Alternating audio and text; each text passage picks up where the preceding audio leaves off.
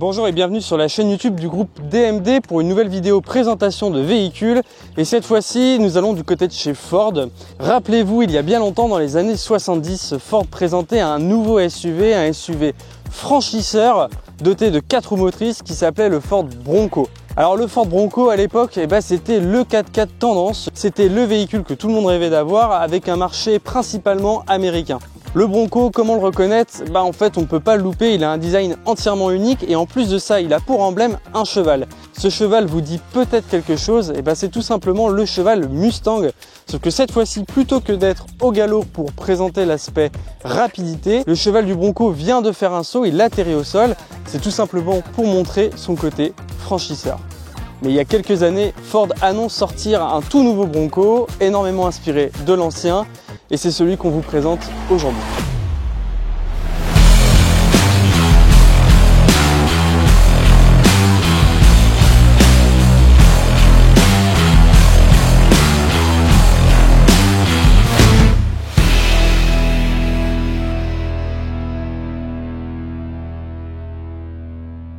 Bon, je vous l'accorde, il a quand même bien changé. Il a un design qui est complètement revu, beaucoup plus moderne, avec tous les équipements et technologies qu'on retrouve aujourd'hui, et pourtant il conserve tout l'ADN d'un Bronco. Alors je vous parle de l'ADN du Bronco, mais si vous avez jamais vu à quoi ressemblaient les anciens Broncos, je vous affiche une image à l'écran.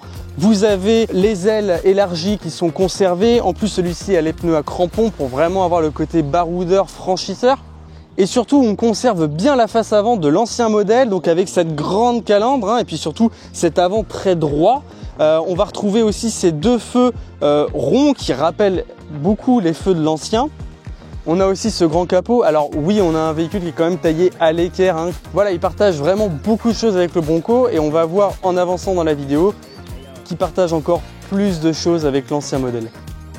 Alors dans l'aspect un peu plus technique du véhicule qu'on vous présente aujourd'hui, il est équipé du V6 2,7 litres Ford, un V6 équipé de la technologie EcoBoost avec une boîte automatique PowerShift à 10 rapports. Toujours dans l'aspect technique, on va parler de la transmission puisque sur le nouveau Bronco, la transmission c'est une révolution chez Ford. Alors cette transmission, c'est celle qui va vous permettre de passer absolument où vous le souhaitez, que ce soit en forêt ou dans un terrain de franchissement par exemple. C'est une transmission entièrement modulable. Elle va vous permettre de choisir le mode 2 roues motrices ou 4 roues motrices, mais également de bloquer vos différentiels de manière indépendante. Alors vous allez avoir le 2 roues motrices en propulsion, vous allez aussi avoir le mode 4x4, bien évidemment s'il y a une perte de motricité à l'arrière, dans ce cas les roues avant vont prendre le relais. Et inversement. C'est une transmission totalement intelligente. En réalité, vous n'avez même pas réellement le besoin de vous sélectionner et bloquer vos différentiels puisque la transmission va le faire toute seule. Mais on va le voir à l'intérieur de l'habitacle, Ford vous a laissé l'occasion de pouvoir gérer tout ça. Alors ce modèle que je vous présente et qui est disponible à l'achat dans la concession Ford à Nantes, c'est une édition, l'édition Badlands.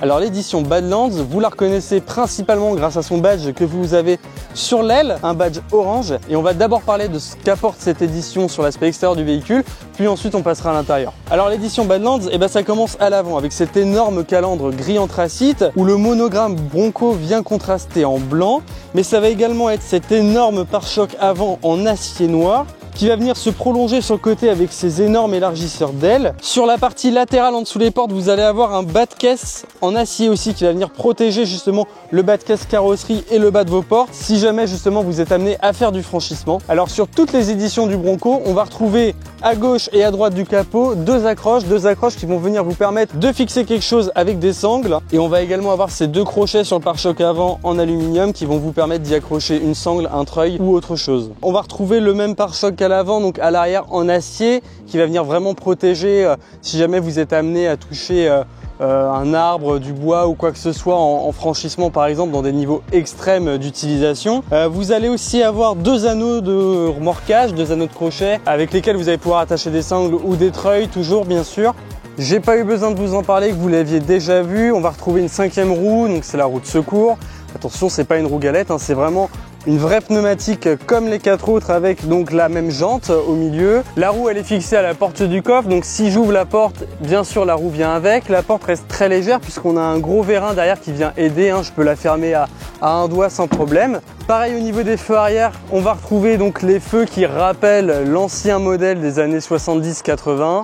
Et puis bien sûr, le badge dont je vous parlais tout à l'heure avec le cheval qui atterrit de son seau. Le coffre, lui, s'ouvre en deux parties. On a la poignée qui nous permet juste ici d'ouvrir la première partie. Et ensuite, on a la lunette. Alors la lunette, il n'y a pas besoin d'appuyer sur un bouton ou de chercher une poignée. Vous l'attrapez et vous la levez.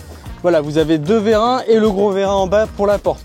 On a quand même un coffre qui est assez haut, donc facile d'accès si vous avez des objets lourds à entreposer dedans. Et puis surtout, on a un très beau volume, encore plus gros bien sûr si on rabat les sièges. La particularité de ce Bronco, c'est que comme l'ancien, vous avez la possibilité de retirer toute la partie du toit, c'est-à-dire d'en faire un pick-up. Donc toute cette partie-là va pouvoir venir s'enlever.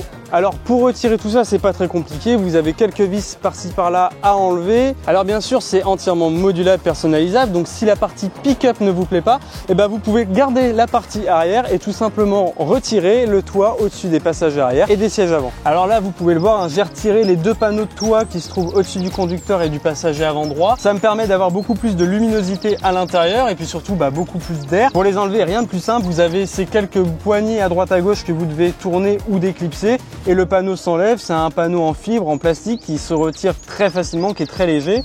Il n'y a pas besoin d'être deux pour les retirer. À l'intérieur, le premier truc qui saute aux yeux, c'est la hauteur sur la route, la hauteur du capot. On va venir voir les supports d'accroche dont je vous ai parlé tout à l'heure à chaque extrémité du capot. Donc on va avoir un long capot très plat et surtout on va avoir une planche de bord qui est vraiment tournée à l'américaine. Donc une planche de bord très droite, taillée à l'équerre, qui est en accord d'ailleurs avec le reste du véhicule. On va bien sûr avoir toutes les technologies et équipements modernes avec un compteur numérique. On va quand même avoir sur la partie gauche du compteur un petit écran, un cadran, donc avec une aiguille qui va nous indiquer la vitesse. Sur la partie centrale de la console, on va avoir pour le coup quand même un très grand écran. Cet écran va nous permettre d'avoir accès à tous les réglages du véhicule, les réglages audio, mais aussi à tout l'infodivertissement. Et bien sûr, l'Android Auto et Apple CarPlay non filaire. Je vais également, grâce à cet écran, avoir un visuel sur ma transmission modulable dont je vous parlais tout à l'heure. Donc il va me permettre de savoir actuellement comment est réglée ma transmission. Je vais également pouvoir la personnaliser grâce à la molette que je vais avoir juste devant le sélecteur de vitesse. À l'intérieur, on va retrouver ce côté très brut dont je vous parlais, mais on va quand même avoir un intérieur avec des sièges en cuir à surpiqûre orange. Donc cette surpiqûre orange, c'est en lien avec l'édition Badlands. On va retrouver d'ailleurs du orange un petit peu partout, sur les bouches d'aération, sur les poignées de maintien. On a un chargeur téléphone à induction qui se trouve sous la console centrale, donc devant le sélecteur de vitesse. Un accoudoir avec à l'intérieur un grand rangement. Et puis à l'arrière, on va avoir 3 places avec une banquette en 2 tiers, 1 tiers qui va pouvoir être rabattue pour avoir beaucoup plus de place et beaucoup plus de volume de coffre. Au niveau de mon volant, je vais retrouver bien sûr le cheval qui atterrit avec à gauche et à droite donc toutes les commandes au volant. Donc à gauche principalement pour tout ce qui va être en lien avec la conduite, régulateur de vitesse, aide au maintien dans la voie, réglage des distances de sécurité, mais également le volume de l'infodivertissement.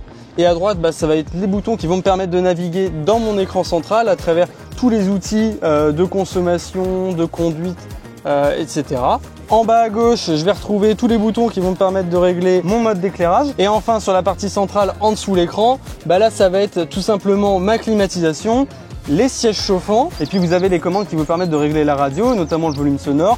D'ailleurs, sur le pack audio, vous avez des enceintes Bang & Olufsen. Alors, si vous êtes intéressé par ce Ford Bronco Badlands ou que vous souhaitez plus d'informations à son sujet, ce dernier est disponible dans la concession Ford DMD de Saint-Herblain.